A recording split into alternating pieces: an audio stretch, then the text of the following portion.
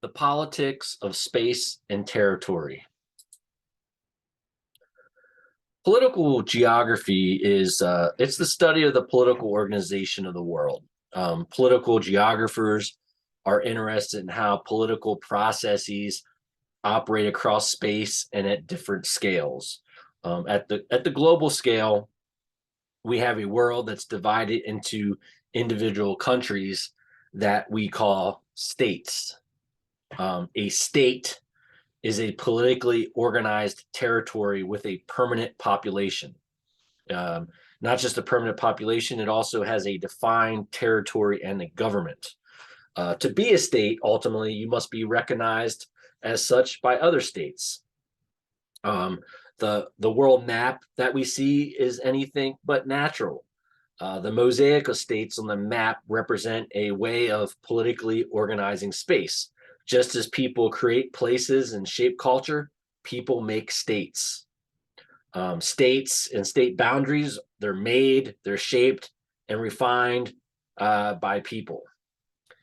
Central to the state concept is territoriality, which is this attempt by individuals or groups to control people, phenomena, and relationships by asserting some kind of control over a geographic area. And territoriality is also closely tied to the concept of sovereignty, meaning that you have control over your territory politically and militarily. The states of the world, they legally have control over their own territory. And under international law, states are sovereign and they have the right to defend their territory. Now, the popular media often uses the words nation, state, and country interchangeably. The term state and country can be used interchangeably, but the word nation is distinct. State is a legal term in international law. Nation is a culturally defined term. A nation is a group of people who have a sense of shared culture and history and who seek some degree of political territorial autonomy. Rarely does a nation's extent correspond precisely to a state's borders. Ideally, though, a nation and a state occupy the same space. That is, you have a nation state. A nation state is a politically organized area in which nation and state occupy the same space. Governments desire a unified nation within their borders. This creates stability. They hope to replace politically charged identities that may challenge the government's control of the state. We can think of nationalism as a centripetal or a centrifugal force in terms of maintaining a state over time. Nationalism refers to a loyalty to the nation and belief in a nation. It's loyalty to a nation, that it doesn't necessarily coincide with the borders of the state. A state does not have a strong sense of nationalism. Rather, the government of a state is nationalistic. The government seeks to promote a nation that coincides with the borders of the state.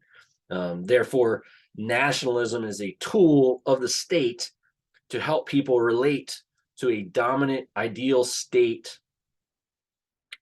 in terms of they provide security and services to the citizens by identifying against the other. If you remember that concept, the state and people help identify traits of their nation and they work to build a nation state.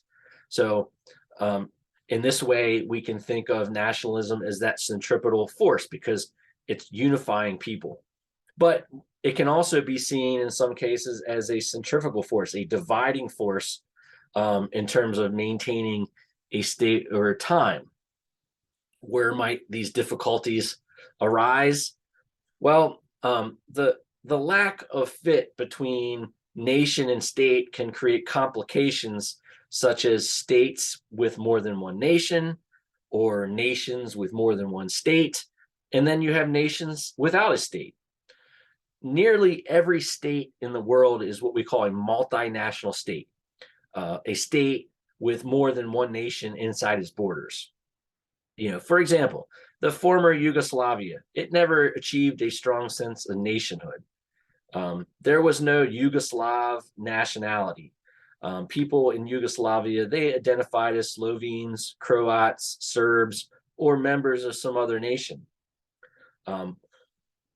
When a nation stretches across borders, we call that a multi-state nation.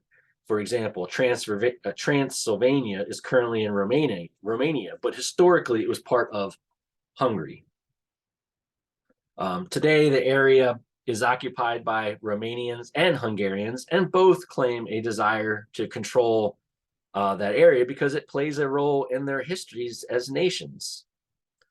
Of course, the last complication would be a stateless nation, nations without a space of their own. For example, the Kurds occupy an area in the Middle East often referred to as Kurdistan, which stretches across 6 states, yet there is no Kurdistan in existence as a recognized state. You may remember the world systems theory from when we were talking about economic development. This specifically comes from a guy by the name of Wallerstein. And we'll go into a bit more detail here. The world economy has one market and what we call a global division of labor. According to Wallerstein, the capitalist world economy developed around 1450. Capitalism, of course, refers to people, companies, and states producing and exchanging goods for profit on the world market. This, of course, involves seeking the cheapest labor and drawing from around the globe. It also involves commodification, right? Putting a price on whatever they can, selling, buying, and trading it for profit. Although the world has multiple states, almost everything takes place in the context of the world economy. Colonialism set up the world system of politically independent states and an interdependent global economy. Colonialism, of course, is the rule of one country over another through political and economic structures. This is different than colonization, which is the actual physical process of taking over another place and people and putting a government in charge. And as we know, the world economy has a 3-tier structure, right? You have the core, the periphery, and the semi-periphery. And just to give you some more details on that, we said the core earlier was comprised developed countries. This involves people with higher levels of education, higher standards of living, more technology, more wealth. And then you have the periphery, which we said are more of your developing countries, where you have lower levels of education, lower standards of living, less technology, less wealth. And then, of course, the semi-periphery, which sits between both the core and the periphery and is, on one hand, it is exploited by the core for resources, cheap labor, and say lax environmental laws or labor laws. But in turn, it exploits the periphery.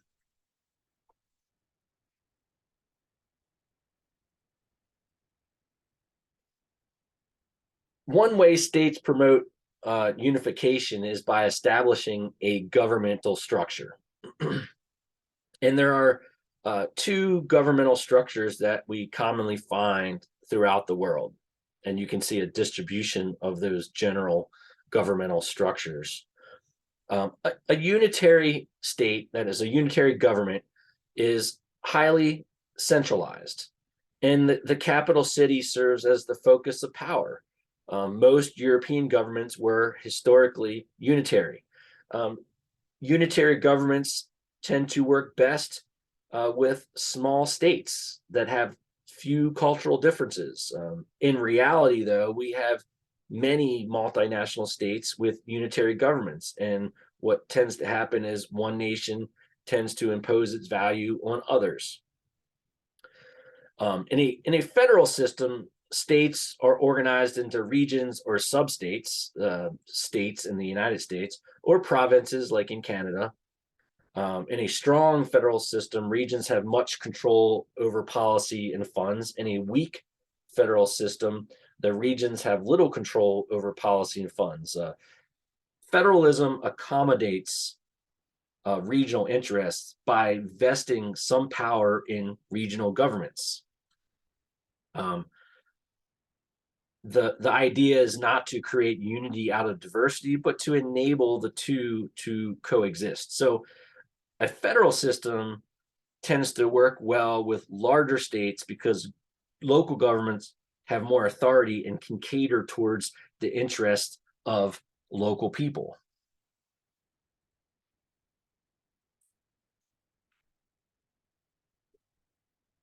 The partitioning of state territory into electoral districts represents a key component of a state's internal political geography. Electoral geographers are interested in how the spatial configuration of electoral districts and voting patterns emerge that reflect and influence, various social and political affairs. In a democracy with representatives elected by district, spatial organization of the districts determines whose voice is heard in a given place and may determine who is elected. The Constitution established a system of territorial representation in the House of Representatives, which each representative is elected from a territorially defined district. The Constitution also establishes a census every 10 years to enumerate the population and reapportion representatives accordingly.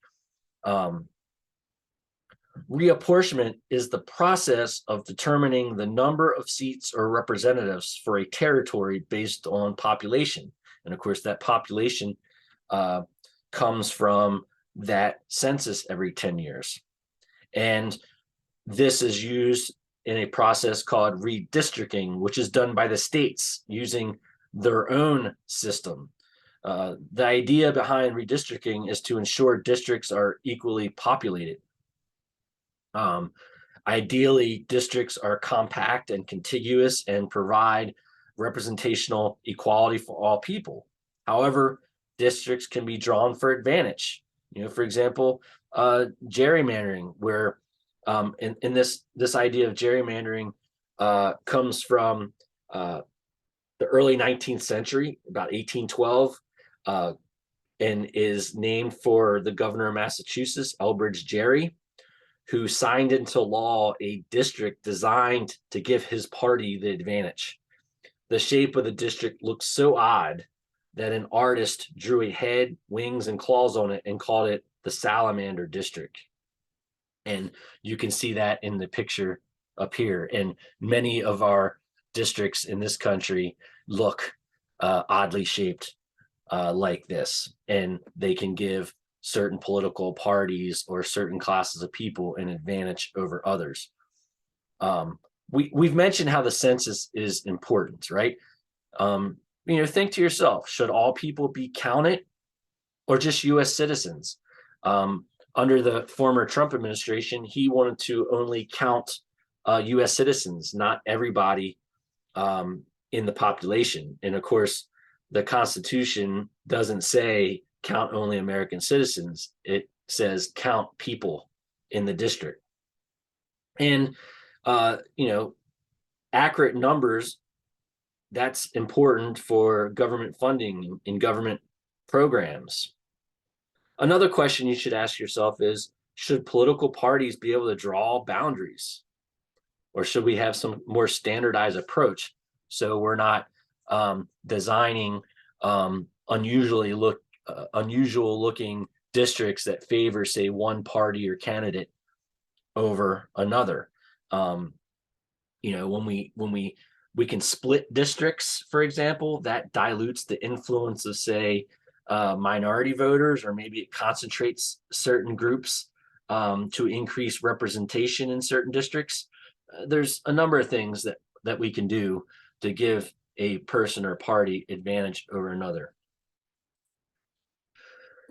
A boundary between states is a vertical plane that intersects the Earth's surface on land or at sea and includes the rocks below and the airspace above.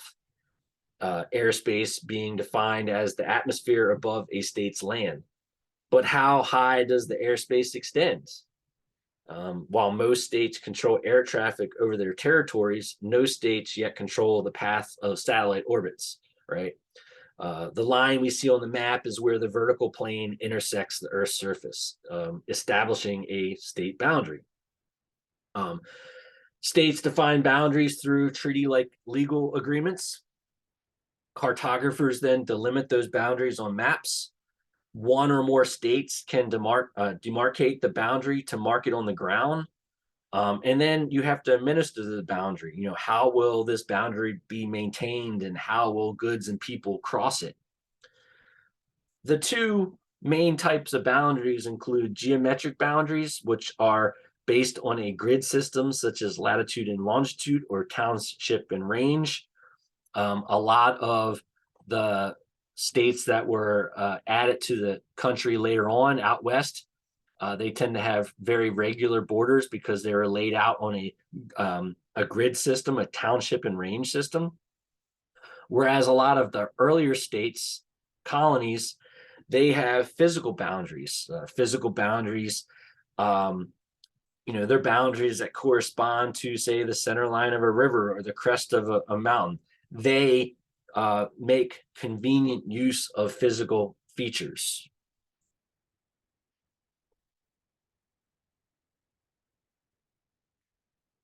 But there are boundary disputes. You can have definitional disputes. For example, the center line of a river may seem straightforward, but rivers change course. They meander. Center lines move back and forth, and water levels change. You know, all of these can affect the location of the line and the size of the territory, which can be problematic, especially if there are resources in question. You know, the Rio Grande River is the boundary between the US and Mexico. The Rio Grande River meanders back and forth, which means that US and Mexican territory would be shifting over time. However, there was a treaty signed between the US government and the Mexican government in 1848 that established a definite boundary so that no matter where the Rio Grande River migrates during a given decade or century, that boundary is still set at the original 1848 location. You also have locational disputes where the center they center on the interpretation of the boundary in terms of demarcation. You know, again, this tends to be an issue when important resources such as oil are at stake. You may also have operational disputes where states differ over the way their border should function. You know, for example, and we see this in our country right now and over the last few years, you know, one state may want to limit migration while the other does not. And so that creates an operational boundary dispute. And then lastly, you have allocational disputes. These tend to involve specifically access and use of resources. For example, a river may cross state boundaries. It may have upstream and downstream users that create conflict for each other.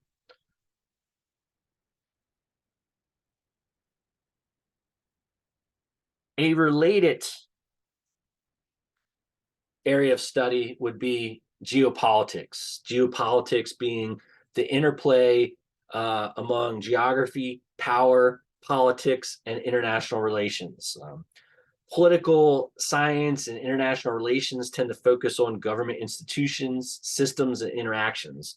Geopolitics also considers environmental contexts, territorial perspectives, and even spatial assumptions. It ultimately helps us understand the arrangement and forces that are transforming our world and ultimately what we see on the map. Geopolitics originated with Frederick Ratzel, a German professor in the mid-19th century. You know, he was among the first to tackle geopolitical questions such as why are certain states powerful? How do some states become powerful? He was influenced by the writings of Charles Darwin, and he postulated that states resemble a biological organism whose life cycle extends from birth to maturity to decline and death. This is basically social Darwinism, using biological metaphors and attaching them to social institutions, right? He believed that states need to acquire territory and resources of less powerful states to grow. In the 1930s, this was translated into actual policy by the Nazis. And because of that, the term geopolitics and geography, to some extent, acquired a very negative connotation for some decades after the Second World War. An Oxford University geographer, Sir Halford Mackinder, he was concerned with power relationships at a time when Britain had a global empire that it acquired through its strong navy. He believed that Eurasia was what he called a geographical pivot or heartland. And he believed that whoever controls Eastern Europe controls the heartlands, and whoever controls the heartland controls the world.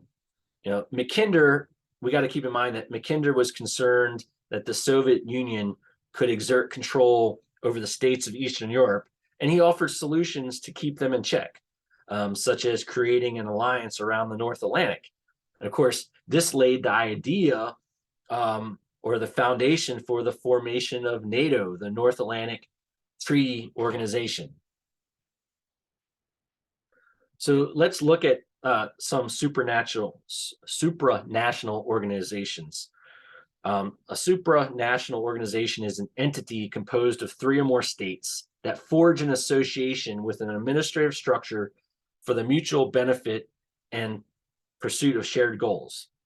The modern idea of a supranational organization can be traced to conferences following World War I, where the US President Woodrow Wilson proposed an international organization that became known as the League of Nations in 1919. The goal of the League of Nations was to prevent future aggression, but the organization ultimately collapsed in the events leading to World War II, because even though it was an American idea, the US never joined because the US Senate opposed joining. After World War II in 1947, states formed a new organization to foster international security and cooperation, which we called the United Nations. The UN includes numerous less visible subsidiaries such as the World Health Organization, WHO, and UNESCO, which is the UN Educational, Scientific, and Cultural Organization. By participating in the UN, states commit themselves to internationally approved standards of behavior. States do violate these standards, but such violations can lead to collective actions such as economic sanctions or even military action. Also following World War II, the US Secretary of State, George Marshall, proposed that the US finance a European recovery plan, what was known as the Marshall Plan. The investment helped revive European economies and spurred cooperation that led to the formation of the Organization of European Economic Cooperation, which by 1958 had evolved into the European Economic Community. The goal ultimately was to reduce or eliminate tariffs and have a freer flow of labor, capital, and commodities in Europe. With increasing membership and the concern with issues beyond economics, the organization became known as the European Community in the 1980s. And in 1992, it changed its name to the European Union. The idea here was organization, cooperation, unification, and they began preparing for the establishment of a single currency, the euro that we're now familiar with. Integration is a difficult process because policies need to accommodate regional differences, and there are a lot of regional differences in the European Union. Under EU rules, richer countries need to provide more financial support to poorer countries, and there is a concern over the loss of traditional state power. Obviously, the EU has certain rules, right? During difficult economic or social times, divisive forces such as different ethnic traditions or histories often lead to conflict and competition that tend to reassert themselves. We saw this in Britain in the whole Brexit ordeal, pulling out of the European Union, this desire to pull out of the European Union. There are other supranational organizations out there, such as NAFTA, the North American Free Trade Agreement, the Association of Caribbean States, the Central American Market, and ECOWAS, the Economic Community of West African States. Again, the idea is to reduce tariffs and import restrictions in order to ease the flow of commerce. Economic globalization makes it more difficult for states to control economic relations, and states are responding in a variety of ways. Some governments are giving up traditional regulatory powers, but others are seeking to insulate themselves from the international community, and others are working to build supranational economic blocks themselves. The state's traditional position is further eroded by the globalization of social and cultural relations, right? People from around the world are now connected to each other and working as teams. And part of that, is due to the spread of popular culture. Popular culture creates interaction that doesn't correspond to national boundaries.